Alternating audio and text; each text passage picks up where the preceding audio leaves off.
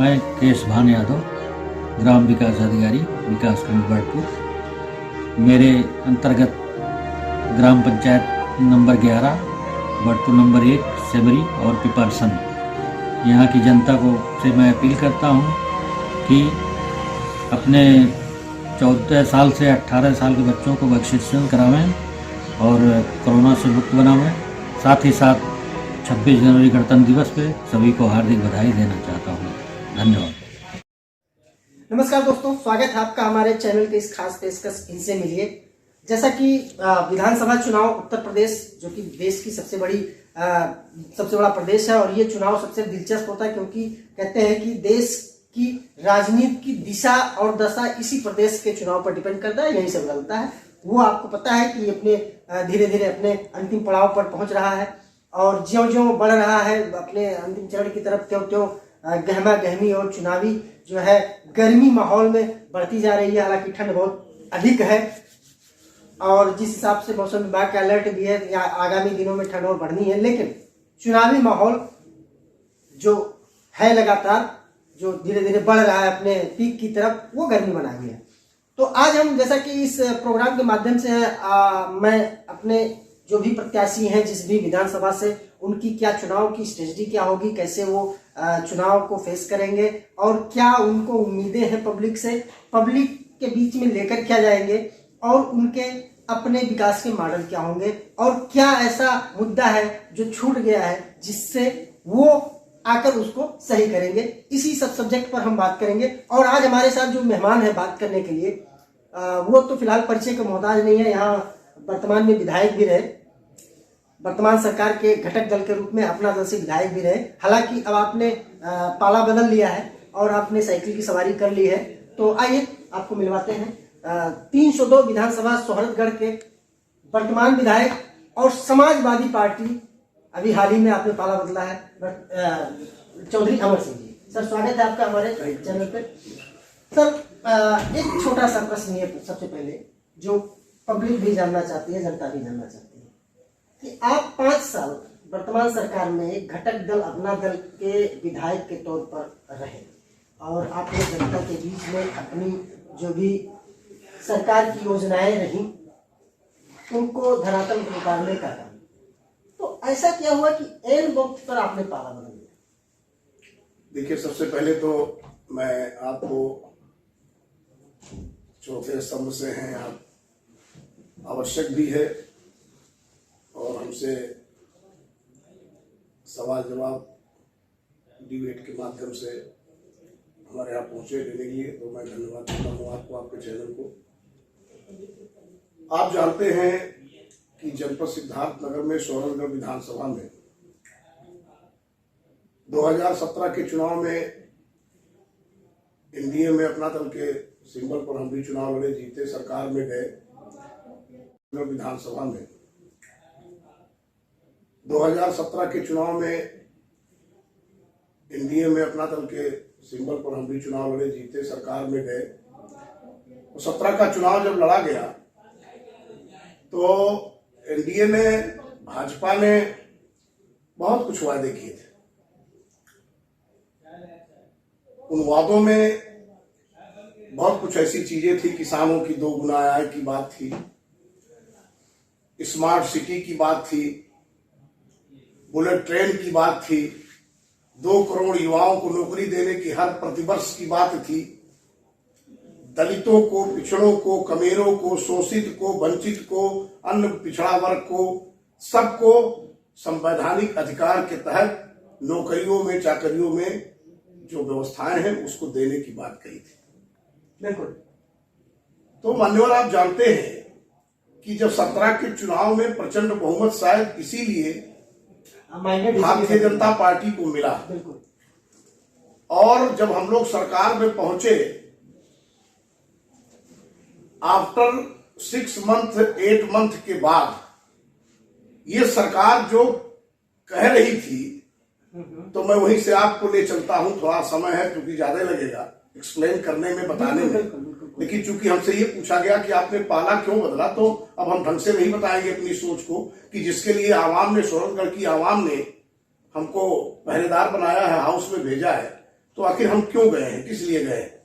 तो शायद इसीलिए गए थे कि जो अधिकार की बात होगी, जो व्यवस्था की बात होगी, उसमें परिवर्तन लाना है और जो लोग पिछड़े हैं, दलित हैं, शोषित हैं, वंचित हैं, अल्पसंख्यक हैं, उनके हक हकूक की बात करनी है, लड़ाई लड़नी है। लेकिन ये सरकार कहीं कुछ और सामने कुछ नहीं दिखा, जो कहा वो किया नहीं, ये देखने को मिलता गया। आप गवाह हैं। ये ना पूछिएगा कि चौधरी अमर सिंह 5 साल नहीं बोला। आपको लगता होगा कि जैसे ही ये सरकार अपने वादे से मुकरने लगी, चौधरी अमर सिंह मुखर होने लगी सरकार में। ये तो आप जानते हैं, गवाह है कि मैं लगातार हर मुद्दे पर लड़ा हूं। जी, आपके टेबल जो है बहुत शुरुआती तो हम अपने वादों से नहीं मुकर सकते।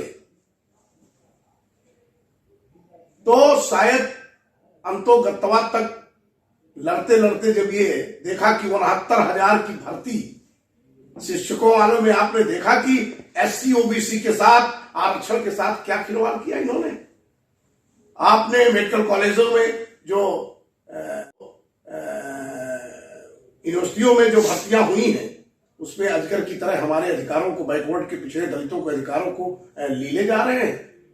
तो भैया आप ये बताओ कि हमारी बिल्ली हम ही से मैं आऊं। लेकिन विधायक जी, जैसे सरकार, जो आप जिस सरकार की बात कर रहे हैं, सरकार कहती है कि सबका विकास, सबका साथ, सबका विकास, सबका विश्वास। अभी तो एक चीज और जोड़ दिया, सबका प्रयास। तो क्या ये कहने की बातें हैं क्या? अच्छा, आप तो चौथे स्तंभ से हैं। आप तो एक एक डोर टू डोर हर व्यक्ति की व्यवस्था जानते हैं, कहाँ क्या सही है, गलत हो रहा है। सरकार, मैं सबसे पहले तो अगर कुछ कहूंगा तो अच्छा नहीं लगेगा आपको। हम लोगों के मुखर होने पर, हम लोग का ये जो इलेक्ट्रॉनिक मीडिया है ना, अगर हम सबकी पीड़ा, हम सबकी व्यवस्था पर आवाज हम सबकी बुलंद करें, मांग को बुलंद करें तो ठीक है।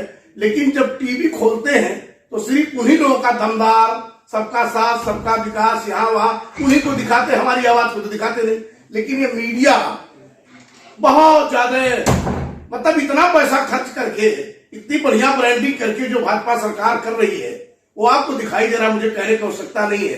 तो अब चौथा स्तंभ भी जब पक्षपात करने लगेगा तो उन तमाम संविधान में अधिकार रखने वाले जो बाबा साहब ने सबकी व्यवस्था दी है अपने अपने हिसाब से, उस पर कैसे किसी का हक हकूक मिल पाएगा जब हमारी आवाजें दबाई जाएगी और जो काट रहा है, निकल रहा है, उसकी आवाज बढ़ाई जा रही है, उसको दिखाया जाता है। आप टीवी खोल लीजिए, आज ही खोल लीजिए, मतलब समाचार नहीं सुनाया जा रहा है।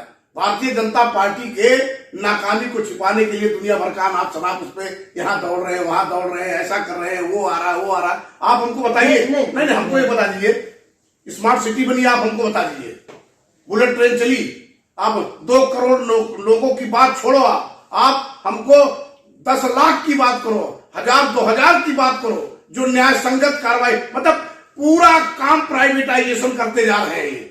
हम लोगों को, यहाँ के युवाओं को, यहाँ के किसानों को कटोरा लेके भीख मंगवाने की योजना है सबकी।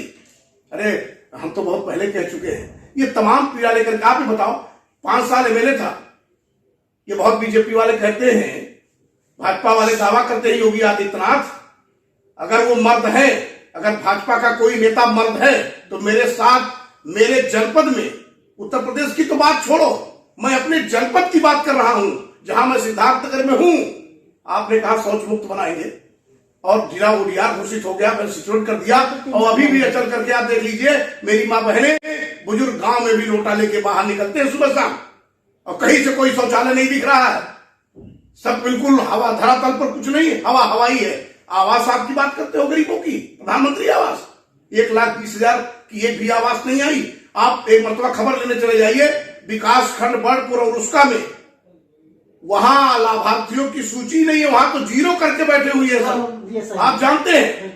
और ये आवाजें लिखा पढ़ी में दे चुका, क्यों नहीं कंप्लायंस हुआ? 1,20,000 का आवाज सिंगल एक विधायक नहीं दे सका अपने इलाके में एक गरीब को, और ये शहरी क्षेत्र में 2.5 लाख रुपया बांट के उसी प्रधानमंत्री आवास को, और चाबी पकड़ाते हैं, देहात वालों को दिखाते रहे। आप ये बताओ जरा, आरक्षण के साथ खिलवाड़, किसानों के बिल के, अब बिल दे लो आप कि बिल लाए 3, तो भैया 3 बिल लाए थे किसके हित में, और फिर वो किसानों के हित में, तो फिर किसके हित में वापस लिया? वो तो कह रहे बताया कि देश के हित में क्योंकि किसान अड़े रहे इसलिए उन्होंने फिर वही बात, तो 750 शहीद हो गए, 12 महीना धरना प्रदर्शन कर लिए, तब जब इन्होंने देखा ये गलत बात ना कही है, इनके कान में जूं तब रहेगा, इनकी हवा तब खराब हुई भाजपा वालों की कि जब बाई इलेक्शन हुआ है और उसमें हार का सामना किया इन्होंने। जब हिमाचल का मुख्यमंत्री बोला कि ये बिल ही लेके डूबेगा तो बिल वापस ले लिया। और देखे कि उत्तर प्रदेश में जब पक्षाओं में मेरी माँ बहने, किसान नौजवान जब लाठी लेके भाजपा के विधायक को कूटने लगे, भगाने लगे, तब कहे ये योगी कहते हैं कि मैंने किसानों के बिल वापस लिया। थूक के चाटते हो, शर्म नहीं आती? सबका साथ, सबका विकास, सबका, तो इनके साथ क्या करूं मैं? नहीं, हम सिद्धार्थनगर की धरती पर है, हम किसान के बेटे हैं, हम मिडिल क्लास के परिवार के हैं, पिछड़े समाज के हैं, सारा दुख दर्द पता है। 15 साल प्रधान आपको पता होना चाहिए। तो मैं 5 साल भैया लड़ा, जब इनके पास कोई कहना कुछ करना कुछ, मैं इतने जान गया हूं, भाजपा जो कहती है वो करती नहीं है। जब ये हारती है तब ये करती है, जब जीतती है तो उल्टा करती है। नहीं, लेकिन कोविड का भी दौर रहा तो इसको भी तो आपको ध्यान में रखना पड़ेगा। कोविड का दौर में आप बताओ क्या नहीं किया इन्होंने? नोटबंदी में कौन सा फायदा लाया, जरा मेरे को आप बता दो, आप ही मोचोते स्तंभ से आप जानकार हो। मोदी ने नोटबंदी ला करके कौन सा तीर मार दिया, देश की तरक्की बढ़ गई? आप हमको बताओ ना, वो बताए हमको। फंस गए अपने जाल में, गरीबों को कंगाल बना दिया। 2000 का नोट सब हरानी के खजाने में जमा करके लुटा रहे हैं, ब्रांडिंग कर रहे हैं टीवी पर। इनका पैसा है, किसके पैसे से विज्ञापन और एडवर्टाइज दे रहे हैं? ये जगह जगह जो लग रहा है दमदार सरकार, तो कौन सरकार? माल है, किसके पैसे से विज्ञापन और एडवर्टाइज दे रहे हैं? ये जगह जगह जो लग रहा है दमदार सरकार, तो कौन सरकार? माल काटने में नंबर 1 की सरकार है ये, भ्रष्टाचार में नंबर 1 की सरकार। प्राइवेट एजेंसियों को देके आउटसोर्सिंग की नौकरी दे रहे हो आप। भ्रष्टाचार तो यहाँ तो गवर्नमेंट कहती है कि हम भ्रष्टाचार पर 0 टॉलरेंस की कहाँ है? तो ये मुझे बता दे 2000 की नोटवा कहाँ चली गई? अभी तक काला धन कर रहे थे, कहाँ गया हो? तो ये मुझे बता दे 2000 की नोटवा कहाँ चली गई? अभी तक काला धन कर रहे थे, कहाँ गया हो? आप हमको दिखा दो लाके। 2000 की नोट गई कहाँ? बैंकों में पैसा नहीं मिल रहा है। योगी सरकार कहती है जब सत्ता, अरे भाई, योगी सरकार तो कहवे करेंगे, उनके पास एक खाली वही काम है, अरे हिंदुओं जागो, हिंदू हिंदू हिंदू हिंदू हिंदू हिंदू, बाकी चाहे मर जाओ। अब बताओ, शर्म नहीं आती? 1 किलो चना, 1 किलो तेल, 1 किलो बालू छाप नमक, अब ब्रांडिंग जरा देखो उस पर। आपने पैकेट देखा है? दोनों लोगों का फोटो देखिए, जितने का चना नहीं है उससे ज्यादा तो उसकी पैकिंग है, ब्रांडिंग है। ये क्या है? उनका पैसा है? क्या है ये? 1 किलो में कौन सी तरक्की करोगे? हमारे किसान सड़क पर अपना धान चावल उत्पादन करके कोई प्रोत्साहन नहीं, पूछने वाला नहीं है। खाद के लिए दर की ठोकरें खा रहा, आप जिले में देख रहे होंगे। 100 बोरी आई होगी तो 1000 आदमी किसान बैठ करके लाइन लगाया है, और उसके धान को समय से न लिया गया, न दिया गया। क्रय सेंटर की हालत खराब है। तो भाई देखिए, आप ऐसा है, इन सब तमाम पीड़ों को लेकर के जब ये लोग इतनी ही बात रखेंगे, किसी पिछड़े समाज के, दलित समाज के, शोषित वंचित समाज के, जो और भी पीड़ित समाज है, उनका ध्यान नहीं रखेंगे, तो इनके साथ कैसे कौन रहेगा? इसलिए हम लोगों ने निर्णय लिया, जो भी मेरे साथी गए, भाई गए, समाजवादी पार्टी में हम लोग सिपाही बने। आदरणीय राष्ट्रीय अध्यक्ष श्री अखिलेश यादव जी ने हम लोग को अभी विगत 14 तारीख को सदस्यता दिलाई, और हम काफी लोगों ने उन विचारधाराओं पे चल करके डॉक्टर राम मनोहर लोहिया जी के, पंडित जनेश्वर मिश्र जी के, आदरणीय मुलायम सिंह जी के जो सोच है उसको आगे बढ़ाने के लिए, समाजवादी आपकी इस विधानसभा से सपा के सिंबल पर आ रहे हैं। अब देखिए, ये हमारे राष्ट्रीय नेतृत्व का काम है। मैं समाजवादी पार्टी की विचारधाराओं पे चल करके अपने पार्टी के मुखिया के समक्ष उनका आशीर्वाद लिया हूं, और हमें पार्टी नेतृत्व पर, अपने मुखिया पर पूरा विश्वास है कि जो निर्णय वो देंगे उसका पालन करेंगे। अच्छा, एक चीज बताइए, जैसे चुनाव आयोग ने तमाम कोविड के गाइडलाइन जारी करी है, चुनावी कैंपेन को लेकर तमाम प्रतिबंध भी लगाया है, तो इसमें आप क्या देख पा रहे हैं? जैसे पहले तो ये पूछो, ये भाजपा वाले कौन सा प्रतिबंध लगा रहे, कौन सी डिसिप्लिन है? अभी कल देखा मिश्रा को आपने कैराना में, आपने देखा होगा। पहले इनसे पूछो जो नियम बनवा रहे बैठ करके, जब इनको चलना होता है तब नियम नहीं है।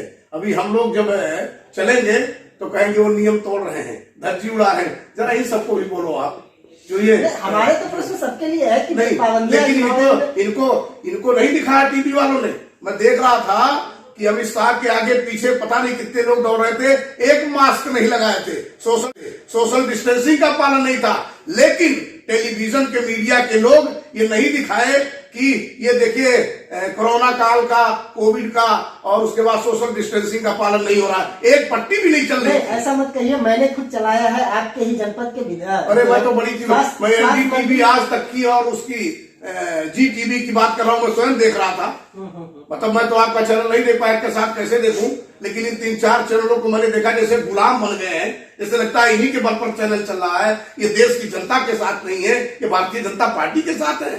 तो हमको तो चौथे स्तंभ पर गर्व होना चाहिए। लेकिन एक बात मुझे अच्छा लगता है, आदरणीय चौधरी चरण सिंह जी कहा करते थे, मैं तो पढ़ा हूं, सुना नहीं उनका, लेकिन देखा हूं कि मीडिया जब हमारे विपक्ष में निकाले समझिए हम अच्छा काम कर रहे हैं, और अगर हमारा पक्ष करने लगे तो समझिए हम खराब हो चुके हैं। वही हाल है भाजपा का। उसी सोच पर मैं भाजपा को सोच रहा हूं। मैंने बड़ा पीड़ा है, चौथे स्तंभ को सबको गर्व होता है। अच्छा, बहुत पक्षपात हो रहा है भाई टीवी चैनलों पर। विधायक जी, एक पर्टिकुलर किसी, जैसे आप विधानसभा क्षेत्र में 5 साल रहे, आपने यहाँ विधायक रहे, और अगर मौका देगी पार्टी तो एक बार फिर आप आएंगे और चुनाव लड़ेंगे, और जो भी निर्णय होगा जनता का जो भी माइंडेड आएगा वो तो बात की बात है। लेकिन सपोज दैट अगर फिर एक बार पावर में आप आते हैं तो आप विशेषकर इस विधानसभा में किस चीज पर फोकस करना चाहिए जो छूट गया है? देखिए, आप सब अनुभव रखते हैं कि समस्याएं असीमित हैं और संसाधन सीमित होता है। कहने को तो आदमी कहता रहता मैं तो धौलागर उठा लाऊंगा, मैं तो ये कर दूंगा, मैं तो वो कर दूंगा। लेकिन आज के जो परिवेश है, जो स्थिति है, माहौल है, सबसे पहले जरूरी है नौजवानों को रोजगार की तरफ जोड़ना। कोशिश ये हो कि किसानों के, ये कृषि प्रधान देश है, किसानों की उन्नति की व्यवस्था करना, उनको आगे ला करके तभी देश तरक्की कर सकता है। जो हमारा किसान तरक्की करेगा, हमारा नौजवान रोजगार से जुड़ेगा, तो बाकी चीजें तो सड़क है, ये है, वो है, नल है, पुलिया है, नाली है, ये तो चलता रहेगा। पॉपुलेशन बढ़ता रहेगा, आबादी बढ़ती रहेगी, लोगों की आवश्यकताएं बढ़ती रहेंगी। लेकिन जो आज मूलभूत समस्याएं हैं, जो पीड़ा है, वो हम ये सोच रहे हैं, चिंतन मंथन कर रहे हैं कि ये कृषि प्रधान देश के जो हमारे अन्नदाता हैं, पहले इनकी तरक्की कैसे हो, ये उन्नतशील किसान कैसे बने, इनके उत्पादनों को आगे कैसे बढ़ाया जाए कि खुशहाल हो जाए। अगर किसान खुशहाल हो जाएगा, हमारा पढ़ा लिखा नौजवान जो बेरोजगार है, सड़क पर दर की ठोकरें खा रहा है सर्टिफिकेट लेके, ये रोजगार पर कैसे जुड़े, इसको आगे कैसे बढ़ाया जाए। तो देखिए, जब युवा शक्ति और हमारा किसान का जो एक ये देश है किसानों का, ये हम लोग खुद किसान हैं, तो इनके तरक्की के बारे में बहुत जरूरी है सोचना कि अब जो ये कमर तोड़ महंगाई, अब आप इस देश में देखो, आप कहते हो क्या क्या नहीं किया इस सरकार ने, भाजपा ने। अब मोबाइल में भी इनकमिंग में रिचार्ज कराना पड़ता है, और आपको देखो मेरा पैसा बैंक में, तो एटीएम में अगर 3 बार निकाल लिया, चौथी बार गया तो मेरा वो भी कट जाएगा फीस है। और प्लेटफार्म के टिकट से लेकर के, सीमेंट से लेकर के, लोहा सरिया से लेकर के, ईटा भट्टा भालू से लेकर के, जितना भी आप देख लो 2014 के बाद कितनी गुनी महंगाई हो गई है भैया। हम रेस्टोरेंट में खाना खाने चले जाए तो उसमें भी जीएसटी काट लेता है, एसजीएसटी काट लेता है, ये हालत हो गई है। तो आप ये बताओ, डीजल, पेट्रोल, बिजली, सिलेंडर, ये सब धोखा नहीं है। सिलेंडर बांटते हो गरीब जान के, बीपीएल वालों को, और भराई लेते हो एपीएल वालों देता। अच्छा, ठीक है। इतने बड़े धोखेबाज हैं ये सब। एक मेरा, और आदरणीय अखिलेश जी ने क्या कहा है, क्यों विचारधारा मिली है। आप देखिए, 3.5 लाख रुपया लोहिया आवास देते थे, आपको याद होगा। हाँ। कन्या विद्याधन, बिल्कुल, बेरोजगारी भत्ता, लैपटॉप, टैबलेट, किसानों की सिंचाई, दवाई मुफ्त, एक्सप्रेस वे, मेट्रो, और सबसे बड़ी बात आज जो उन्होंने कहा, जो पुराना पेंशन बहाल करने की बात किया उन्होंने, किसानों के लिए 300 यूनिट बिजली फ्री देने की बात कही उन्होंने, मां बहनों को जो समाजवादी पेंशन था उसको बढ़ा के 1500 रुपया प्रति महीना देने की बात कही है उन्होंने। रोजगार में इनके तरह 2 करोड़ नहीं कह रहे हैं, वो 10 लाख की बात कर रहे हैं, तो बहुत बड़ा अतिशयोक्त नहीं करने वाली गवर्नमेंट के लिए। अगर नेता पार्टी चाहे कि 10 लाख लोगों को नौकरी देनी है तो बहुत बड़ा अतिशयोक्त नहीं होगा। बहुत पत्र पड़े हुए हैं। अभी देखिए हमारे मेडिकल कॉलेज का क्या हाल है, आप यही से है ना, क्या हो रहा है, नौटंकी हो रही है नहीं आउटसोर्सिंग की, ये भाजपा वाले रुपया पैसा खा करके फंडिंग करा के प्राइवेटाइजेशन करते जा रहे हैं और बड़े बड़े उद्योगपतियों को सब फंडिंग करा के अपना, तब उसमें तो घोटाला होता नहीं, फंडिंग देके हमको आपको दे दिया, हमारे नौकरी देने, हमारे बिजली लगाने, ये बिजली सब ठेके तो हो रहा है, क्या नहीं हो रहा है? तो इनके साथ कौन रहेगा? इनके साथ अपनी कबर खड़ा हुए। मैं जनता को जवाबदेही तो मेरी है, जनता तो हमसे बात करती है, चीफ मिनिस्टर से, प्राइम मिनिस्टर से बात नहीं करती, वो जवाबदेही हमसे करती है कि आपने क्या किया, एक को नौकरी दिलाया, एक को आवास दिलाया, एक को नल दिलाया, एक को हई किया, हई महंगाई कुछ लोग लगाए, कभी कुछ लड़े। चौधरी अमर सिंह सेठ की तरह लड़ा है, 5 साल सरकार में रह करके भी मैं धज्जी उड़ाया हूं, हर मुद्दे पर मैं लड़ा हूं, इस बात का एविडेंस और साक्ष्य आपके पास है। अच्छा नेताजी, एक विधायक जी, एक छोटा सा प्रश्न, आप विधायक रहे, मान के चलिए कि आप रूलिंग पार्टी, यहाँ अगर परिवेश देखा जाए सिद्धार्थनगर जनपद, तो सिद्धार्थनगर जनपद के पिछले 5 साल 5 इलेक्टेड जो है एमएलए वो रूलिंग पार्टी से, एक जो है इलेक्टेड एमपी वो भी रूलिंग पार्टी से, मनोनीत सांसद राज्यसभा वो भी रूलिंग पार्टी से, वो भी इसी जिले के।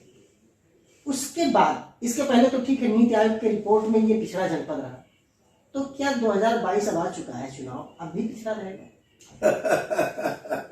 अब देखिए, हम समाजवादी पार्टी के सिपाही हैं और उत्तर प्रदेश में अगर हमारी 25 करोड़ की आम जनमानस ने हमारे नेता आदरणीय अखिलेश यादव जी के विकास कामों को, उनकी सोच को और समाजवादी विचारधारा को अगर आगे बढ़ाने के लिए अगर सरकार बनती है, तो निश्चित तौर पे आपको हर दृष्टिकोण से कुछ न कुछ नहीं, बहुत कुछ परिवर्तन नजर आएगा। हमारे जो नेता हैं, राष्ट्रीय अध्यक्ष हैं, वो अंतिम व्यक्ति तक की सोच रखने वाले व्यक्ति हैं, युवा है, उनका अनुभव है और हमारे इस देश के जाने माने राजनीतिक आदरणीय मुलायम सिंह जी के सुपुत्र हैं और जिनका एक लंबा तजुर्बा है। उन्होंने छाप भी छोड़ा है, काम भी किया है और उत्तर प्रदेश की आवाम अब की बार विश्वास कर चुकी है कि इस प्रदेश को आदरणीय अखिलेश जी को ही सौंपना है, समाजवादी पार्टी की सरकार बनानी है, तो निश्चित तौर पे आपको बदलाव नजर आएगा। अरे पहले भी हुआ है, यहाँ ऐसा थोड़े है। शिक्षा के जगत में देख लीजिए, भारत नेपाल की सीमा पर यह जिला बसा हुआ है और सिद्धार्थ यूनिवर्सिटी की स्थापना कराया उन्होंने, जहां कुछ नहीं, कोई सोचा भी नहीं था। और तो बाकी चीजें झूठा दावा करने वाली है भाजपा के लोग। भाई मैं तो कहता हूं कि दुनिया में हर पार्टियों के नेताओं के मुकाबले में पूछा जाए सबसे बड़ा जुमलेबाज झूठा कौन है, तो ये भाजपा की योगी मोदी अमित शाह जैसे जो नेता हैं, इनसे बड़ा झूठा तो कोई ही नहीं। ये जुमलेबाज झूठे हैं, इनका मतलब कोई विजन नहीं है, इनका कोई मतलब नहीं है, इनकी कोई सोच नहीं है। एक सोच है, किसानों को लुभावना दो, थोड़ा थोड़ा खैरात बांटो और खजाना अडानी और अंबानी का पार्टी मजबूत करो। तो आपको नहीं लग रहा कि आप बहुत बड़ा आरोप लगा रहे हैं? बहुत बड़ा आरोप, मेरे पास एविडेंस है। आज बैठ जाए भाजपा वाला कोई नेता, आज जरा डिबेट पर बुलाओ आप, मैं उससे पूछूं जमीनी हकीकत और उनके पार्टी में खाने का तरीका, कैसे खाना, कैसे ट्रांसफर पोस्टिंग होता था, कैसे प्राइवेटाइजेशन करते जा रहे प्राइवेट एजेंसियों को, कैसे ये जिम्मेदारी देते थे कि तुम नौकरी दो, तुम बिजली ठेका लगाओ, तुम वहीं से ही टेंडरिंग का व्यवस्था कर दिया। जिले के ठेकेदार मर गए और वहीं से लखनऊ टेलीफोन आता था पीडब्ल्यूडी से, इन ठेकेदार को दे देना, उनको दे देना, वही फंडिंग करके बड़ा ठेकेदार 30,000 करोड़ का टेंडर महेंद्र सिंह जल शक्ति मंत्री ने दिल्ली में बैठ करके कर दिया 10% पर। क्या बात कर रहे, मेरा दावा है, मैं बोलूंगा बैठा दो आप। इतने बड़े ये सब ये प्राइवेटाइजेशन बड़े बड़े कॉन्ट्रैक्टरों को, एजेंसियों को दे करके ये नहीं जाहिर करते कि टेंडरिंग लाए हो, उसका खाली मुखौटा दिखाना है और काम तो आपके इशारे पर हो रहा है। ये सब हमको पता है, मुझे सब दिखाई दे रहा था। आए बैठ जाए, अभी बता दूं मैं कि बिजली का ठेका कैसे मिल रहा है। श्रीकांत शर्मा बिजली मंत्री थे, वही दिल्ली हम ठेका देते थे जितने लोगों को ये केबल और ये सब दुरुस्त करने का, खंभा गाड़ने का, एक्सटेंशन करने का, बढ़ाने का, मरम्मत करने का। यहां देख रहे हो आप, सब माल काट रहे थे और माल इतना पैसा खा लिया भाजपा वालों ने, प्रदेश को देश को लूट लिया। अडानी को था पैसा कहां से आया? अडानी को कौन जानता था 14 के पहले? कोई माइक लाल बता दे। अंबानी तो जानते थे, टाटा को तो जानते थे, बिरला को जानते थे, अजीम जी प्रेम जी को जानते थे, लेकिन कौन माइक लाल था जो अडानी को जानता था? ये अडानी नहीं है, ये भारतीय जनता पार्टी का खजाना है, जो लूटा हुआ खजाना इकट्ठा हो रहा है उसके नाम पर। आज एशिया का सबसे बड़ा धनाढ्य व्यक्ति बना बैठा है, किसके बल पर? हमें तो 2000 का नोट नहीं दिखाई देता। पहले 1000 पर रोज काला धन करते थे, आज ये 2000 वाला कहां गया? बताए ना प्रधानमंत्री ये योगी आदित्यनाथ, बताए ना अमित शाह, बताए ना नरेंद्र मोदी, कहां गया पैसा? बैंक में पैसा ही नहीं मिल रहा लोगों को, अपना पैसा टाइम से नहीं मिल रहा। ये सब क्या कर रहे हैं? जनता को कटोरा पकड़ा करके भीख मनाने की ये व्यवस्था बना रहे हैं। तो ऐसा नहीं चलने दिया जाएगा। भारतीय संविधान के साथ खिलवाड़ नहीं करने दिया जाएगा। अब की बार आपको लगेगा कि उत्तर प्रदेश की आवाम सोच बदल चुकी है।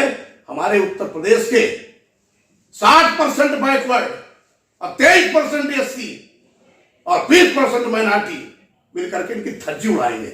अब की बार इनका कलई खोल के रख देंगे। चिल्ला तो रहे, गांव गांव देख रहे, डोर पे डोर बांट रहे हैं। हालत खराब हो गई, घरों से भगाए जा रहे विधायक लोग, डंडे से कूटे जा रहे हैं भाजपा वाले। बहुत बहुत धन्यवाद। आपका कहना है कि इस बार जो है हर हाल में जो है परिवर्तन होगा, सत्ता परिवर्तन होगा, आपको लगता होगा? और मतलब आपकी यानी समाजवादी पार्टी। अभी केशव मौर्य को तारे हैं सिराथू में, उसके घर पे ही देखा नहीं आपने क्या?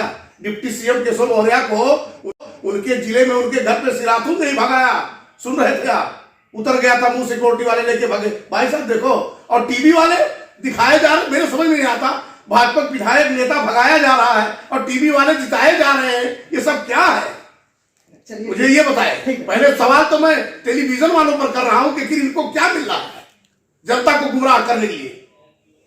बहुत बहुत धन्यवाद भाई साहब, आपको थैंक यू, बहुत बहुत धन्यवाद। आपने देखा अमर सिंह चौधरी जो 302 विधानसभा सोनभद्र से विधायक रहे और वर्तमान सरकार भाजपा में घटक दल अपना दल के विधायक के तौर पर आपने 5 साल यहाँ जनता पब्लिक के बीच में रहे और तमाम चीज़ें आपने अपनी बात रखी। लेकिन उसके साथ साथ आपने बहुत बड़ा आरोप भारतीय जनता पार्टी पर लगाया है और उनके बड़े नेताओं पर लगाया है और तर्क सहित लगाया, हालांकि तर्क सहित लगाया लेकिन बहुत बड़ा आरोप लगाया। फिलहाल आज के लिए इतना ही, अगली कड़ी में किसी और से मिलवाते हैं। बहुत बहुत धन्यवाद।